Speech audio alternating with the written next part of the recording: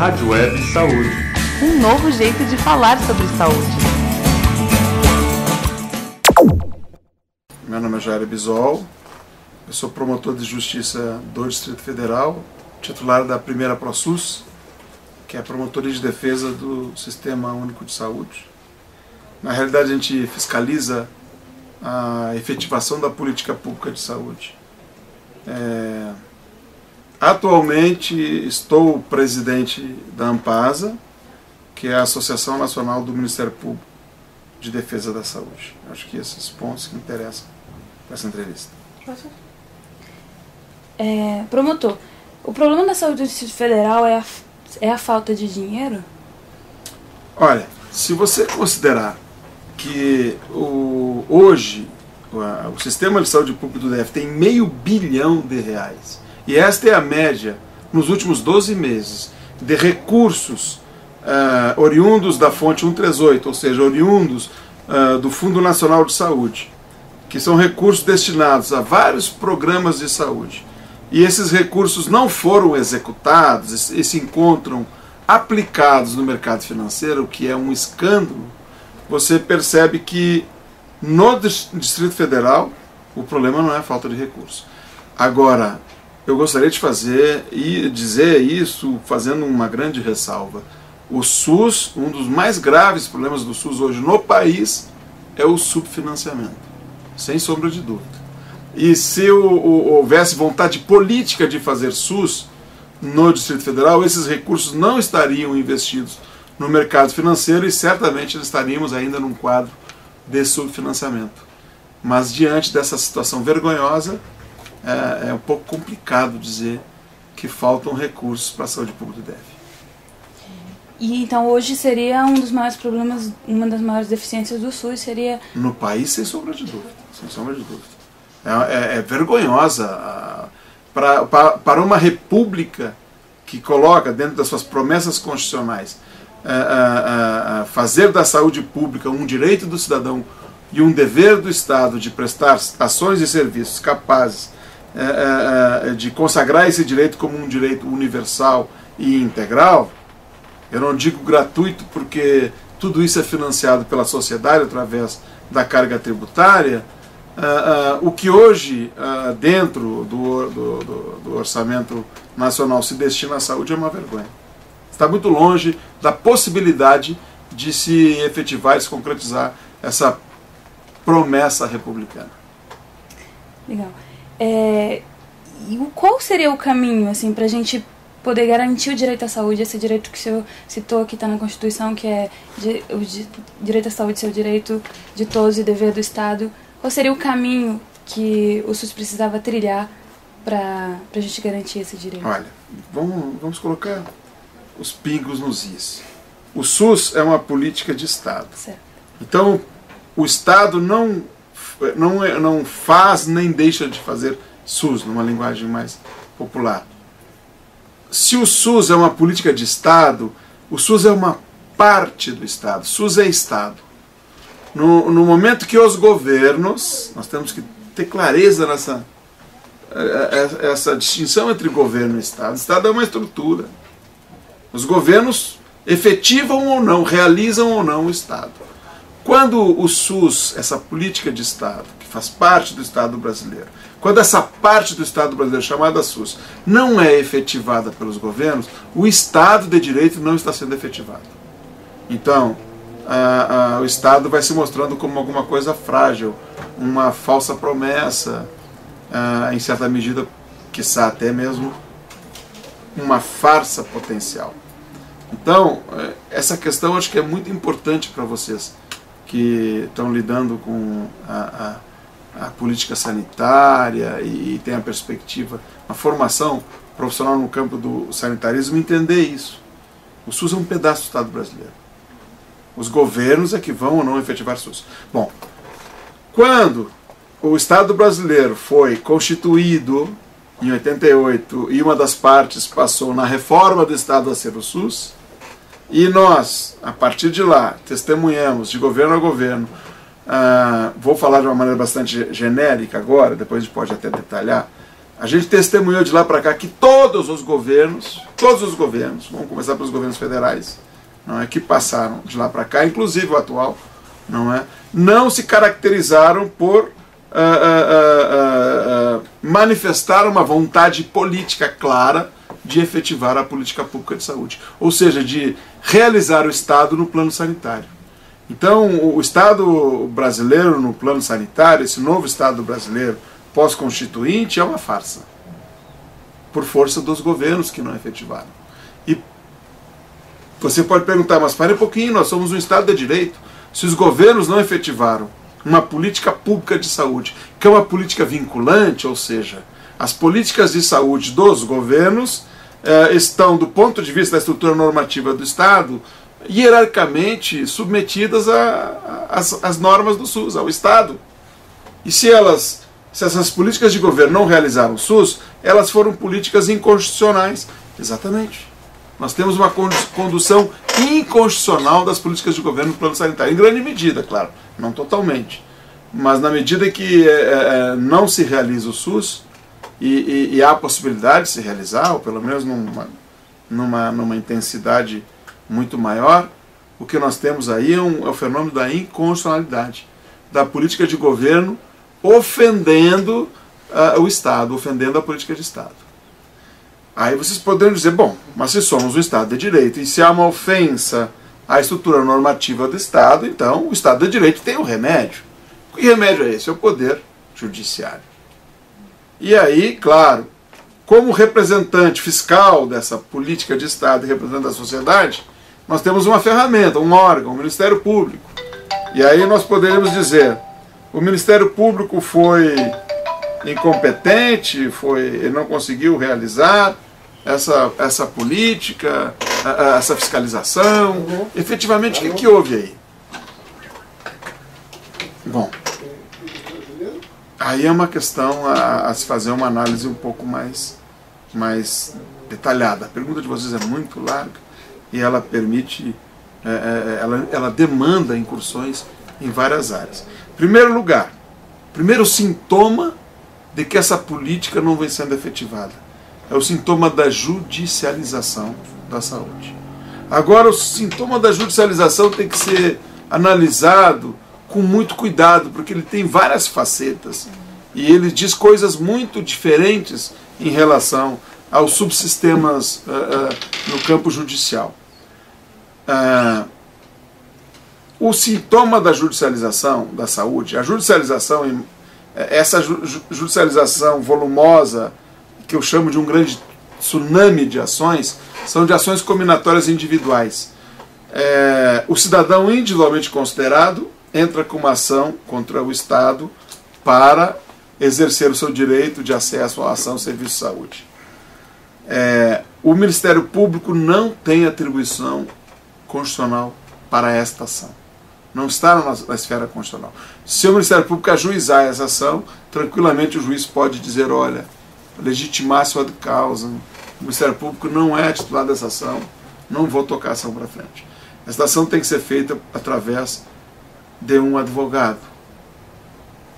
É claro, se a grande parte dos usuários do SUS hoje, no contexto de evolução sanitária, a grande parte que demanda ações de serviço SUS é constituída pelas classes menos favorecidas, e essas classes não têm acesso à justiça, então, ou pelo menos não têm dinheiro para financiar um advogado, elas entram via Defensoria Pública.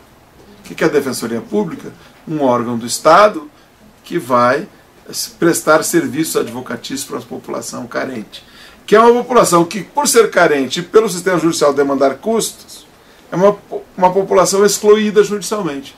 Então a Defensoria Pública hoje cumpre uma função belíssima, importantíssima, de inclusão judicial do cidadão, que é de garantir cidadania, fundamentalmente, no Estado de Direito. Então, essa tsunami que nós testemunhamos das ações individuais combinatórias, ela é em grande medida impulsionada pela Defensoria Pública. E com razão. E ela é muito pequena, perto do potencial dela. Por quê? Porque a Defensoria Pública está subdimensionada na maior parte das unidades da Federação, ou nem sequer existe. O que significa que se nós implantarmos um sistema de inclusão judicial de todos os cidadãos, não é, num plano geral, o reflexo no campo da saúde vai ser um tsunami muito maior, que vai definitivamente inviabilizar o sistema judicial. Então nós temos aí algumas equações extremamente complicadas. O Ministério Público entra com ações coletivas, são ações estruturantes, mas aí nós nos deparamos com outro tipo de problema. Qual o problema? O judiciário, que não está estruturado, por um lado, para responder do ponto de vista das políticas públicas, o volume das ações individuais, quando essa política não é efetivada, culturalmente ele não está preparado para prover as demandas estruturais dessa política pública. Ou seja, via judicial fazer uma intervenção no plano da gestão administrativa para garantir que a Constituição seja efetivamente aplicada. Garantida. Que a política de Estado seja contemplada nas políticas de governo. E aí há uma como padrão, não posso entrar em detalhes nisso aí, me faz da natureza do nosso diálogo, como padrão tem um argumento do judiciário para não dar provimento às ações coletivas do MP, que são ações estruturantes. O que eu digo é o seguinte: as ações individuais desestruturam o sistema. De fato, desestruturam. Mas não dá para deixar de contemplar o cidadão com esta ação. O Estado tem que resolver o volume das ações individuais resolvendo o problema da efetivação e não tolhendo o cidadão do direito à ação. É um absurdo. Então, o cidadão vai ter que ter eternamente o direito à ação individual. E se o Estado não efetiva a política, esse volume vai desestruturar mais ainda a política. Essa é uma questão que tem que ficar clara. Então vamos resolver isso. Corta o direito de acesso do cidadão à ação individual. Seria de uma violência contra a noção de cidadania e de Estado de Direito brutal, né? Estamos jogando no lixo essa noção. Então a solução não é por aí. O cidadão tem que ter ação individual e se o Estado não efetiva a política, vai avolumar as ações e isso vai ter um retorno desestruturante do sistema, compreendeu? O Ministério Público entra com as ações coletivas. Essas ações são para garantia, para efetivação do sistema. Essas são estruturantes. Então, essas aí o judiciário não contempla favoravelmente, não dá provimento. Por quê? Porque ele usa um argumento completamente ultrapassado e do ponto de vista epistemológico superado, de que se trata de uma intervenção ilegítima do sistema judicial na discricionariedade administrativa. Então o judiciário tende a não intervir nas práticas administrativas, nas decisões de condução de gestão do executivo, usando esse argumento, que é um argumento absolutamente falho.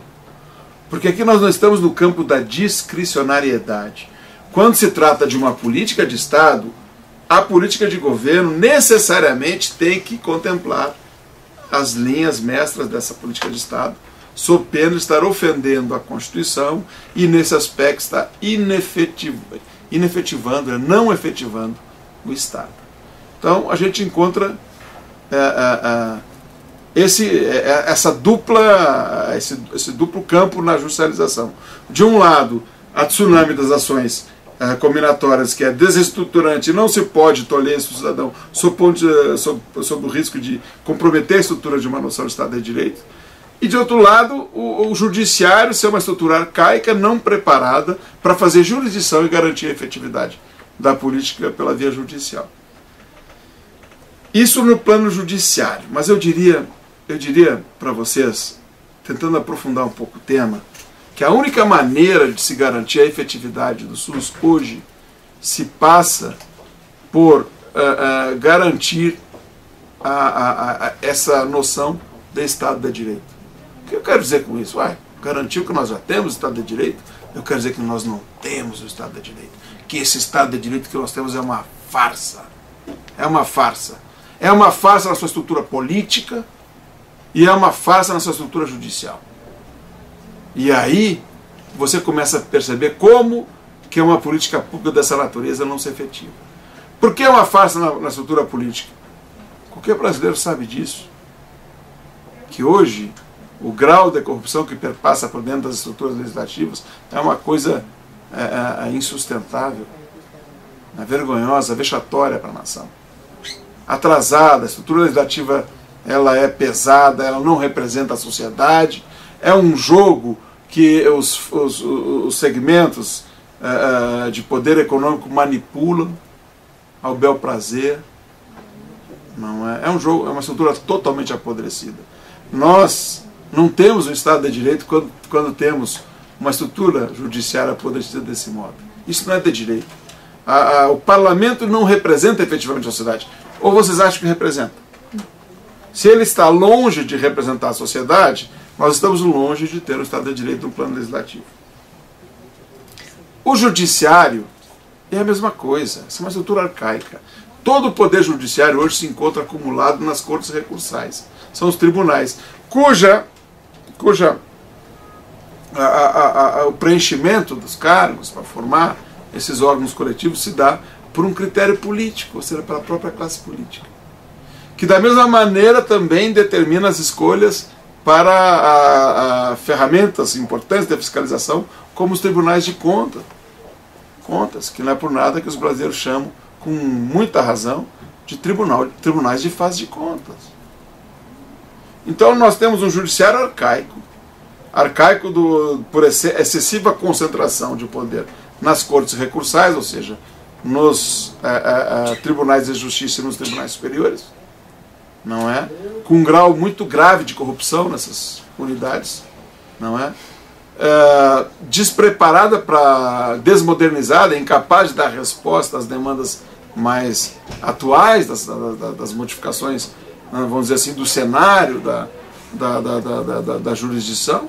Ela está acostumada a priorizar a jurisdição dos conflitos de ordem civil e criminal, duas estruturas extremamente arcaicas que não respondem mais às demandas da sociedade, e nos planos dos direitos mais atuais, como os direitos fundamentais, ela não dá tutela nenhuma. E extremamente corrompida pela concentração do poder. Então, nós não temos como sonhar com a garantia de um retorno aos eixos da efetivação da política pela via jurisdicional, e não temos também a garantia de que essa figura chamada Estado de Direito, que é uma abstração, vá realizar a política pública, porque a estrutura política mesmo do Estado, que constrói as decisões políticas, é apodrecida. Que Estado de Direito nós temos?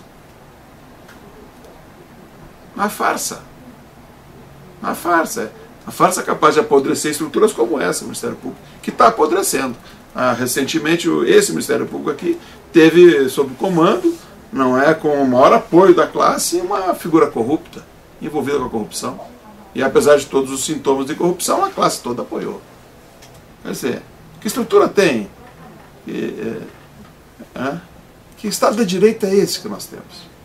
Para pensar na efetivação de uma política pública de saúde. Então, se você fala em efetivar a SUS, não se trata apenas de questões estruturais mais imediatas. Eu daria algumas, que eu não disse nenhuma. Do ponto de vista imediato, para efetivar a SUS, nós precisamos, primeiro, definir um financiamento adequado. O sistema é subfinanciado. Nós não vamos garantir um direito universal e integral de saúde com esse subfinanciamento grotesco que nós temos. Segundo, não adianta colocar dinheiro, nós temos que ter um modelo de gestão, porque eu não vou botar dinheiro fora. Nós não temos um modelo de gestão adequado para fazer um sistema público de saúde integral e universal. Não temos. Que garanta carreiras adequadas, que valorize o profissional, porque eu duvido que se faça um sistema público de saúde onde o profissional não esteja valorizado, não tenha um nível de equilíbrio, de segurança, não se tem. Né?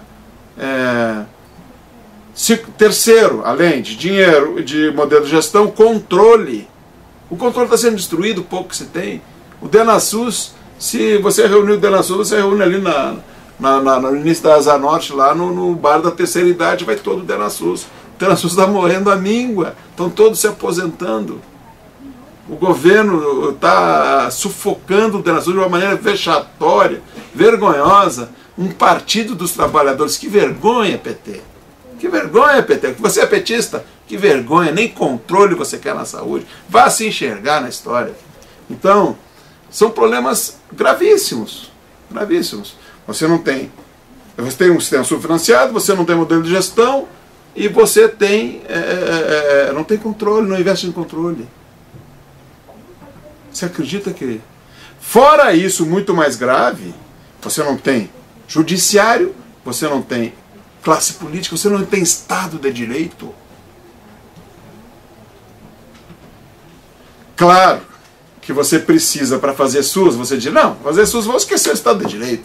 Vamos garantir um financiamento adequado, vamos garantir um modelo de gestão e um controle. Tá bom, mas para fazer essa aí, você vai precisar de um parlamento, e esse parlamento não vai fazer. E se o parlamento não fizer, você vai precisar do judiciário, e esse judiciário não vai garantir. Então você tem que começar a destacar zero. Eu acho que dá para, como resposta está suficiente. Em um outro espaço, você falou sobre a questão da responsabilidade sanitária. Então, nem tinha falado antes dessa pergunta, mas é só que eu queria que o senhor desse um esclarecimento do que traz esse projeto de lei e se ele já foi aprovado, como é que... Essa é uma das coisas mais escandalosas da República, porque você tem uma República que supostamente não há uma hierarquia entre as diversas áreas, não é? Se você pegar, por exemplo, a esplada dos ministérios. Mas se você olhar a estrutura política e o funcionamento da política, você não há uma hierarquia, há uma hierarquia entre a área econômica e a área social. A área econômica, em todo governo que entra e sai, manda, e a área social se submete. Quando a área social quer uma coisa, beija os pés da área econômica, passa o chapéu, né? Então há essa hierarquia. Essa hierarquia é muito palpável no campo do SUS. Você vê os governos alegarem que não podem cumprir a sua responsabilidade sanitária, alegando a responsabilidade fiscal. E se você disser, mas aonde acontece isso? Eu vou responder, bom, pelo menos na capital da República. Capital da República hoje, o governo do GDF dispõe de R$500 bilhão investido no mercado financeiro. Ou seja, isso aí é um grau agudíssimo de inexecução orçamentária. Possui um déficit de pessoal na saúde na ordem de 50%. O sistema público de saúde, para funcionar, ele teria que dobrar o número de funcionários. Bom, se tem dinheiro e tem déficit de pessoal, então a solução é gastar o dinheiro contratando pessoal. Pois bem, o GDF se encontra no limite prudencial da LRF. Se não se encontra, ele entra e sai, que está muito próximo. Quer dizer, ele alega que não pode resolver o problema da saúde. Por quê? Por força da sua responsabilidade fiscal. Aí eu pergunto, tá bom, por força da sua responsabilidade fiscal, o governo se exime da sua responsabilidade sanitária. Agora vamos analisar, do ponto de vista do Estado de Direito, qual é a mais importante? Qual é a hierarquia superior? Há uma hierarquia entre as duas responsabilidades. A fiscal é superior à sanitária. Você olhando a estrutura normativa do Estado, você vai dizer, não, o contrário. A Constituição define como de relevância pública as ações de serviço de saúde, mas não define como de relevância pública as ações de serviço de controle fiscal. Então, parece que nós temos uma distorção aí. Mas por que ocorre esse fenômeno? Bom, em primeiro lugar, fora do compromisso político da classe política com as políticas de saúde, também por uma questão prática. Qual é a questão prática? A responsabilidade fiscal descumprida gera punição, a inegibilidade. A responsabilidade sanitária descumprida não gera nada. Nós não temos punição para o descumprimento da responsabilidade sanitária. Daí a necessidade de se criar uma lei de responsabilidade sanitária. Essa lei, a rigor, está em tramitação no Congresso já faz, acho que, uma meia dúzia de anos. E talvez fique mais uma meia dúzia, porque esse Congresso que a gente tem aí é uma farsa. Só por isso. Porque os governos que tem aí são farsantes. Porque o Estado de Direito no Brasil é uma farsa. Eu não diria no Brasil. Eu acho que o Estado de Direito é uma farsa, como um todo. Assim como a democracia ocidental é uma farsa como um todo. Mas essa é uma discussão muito mais ampla, muito mais pesada, não é? E, de qualquer sorte, a gente não tem muito onde se apoiar e no que apostar. Então, vamos continuar apostando no Estado de Direito. Vamos continuar apostando no Estado de Direito? Vamos. Então, nossa tarefa como brasileiros é, urgentemente, fazer uma reforma política e uma reforma judicial, no sistema judicial. Para começo de conversa, fora a reforma tributária. Para começar a pensar em deter uma estrutura que se aproxime desse ideal chamado Estado de Direito. Teríamos que ter uma nova revolução. uma nova revolução constitucional, assim, um novo corte, certamente. Senão nós vamos ter isso aí, essa tragédia. Vamos construir estádios. A Copa do Mundo vem aí. Agora a população que se lixe com saúde. Educação para quê? Quem precisa? A Gutierrez não precisa disso. Aí começa a pegar os grandes empreiteiros. O Reiki não precisa disso. Não sei quem não precisa disso. Voltando aqui para o Distrito Federal, só para a gente finalizar. Na sua opinião, por que o DF tem essa dificuldade de implementar a atenção básica, a saúde da família? Por que tem essa...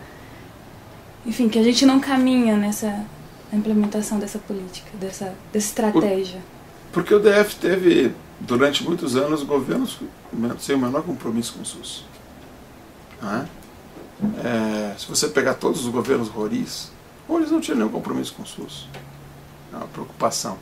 O Roriz começou a se preocupar com saúde pública quando começou a impactar a questão eleitoral. Todo o processo de destruição do sistema, em grande medida, está ligado a essa falta de vontade política e de compromisso do governo. Nós tivemos atenção básica no governo PT. E o governo PT fez a atenção básica funcionar de uma maneira absolutamente irresponsável. O governo Cristóvão. Irresponsável. Criou uma ferramenta inadequada, inconstitucional, tá? Para fazer da noite para o dia um sistema, criou uma ferramenta chamada Instituto Candango Solidariedade. E ali contratou o exército de médicos, de enfermeiros, psicólogos, agentes comunitários, etc., para formar. Ora, essa contratação, essa estrutura é uma estrutura extremamente precária. E ela vai resolver o problema da saúde naquele governo.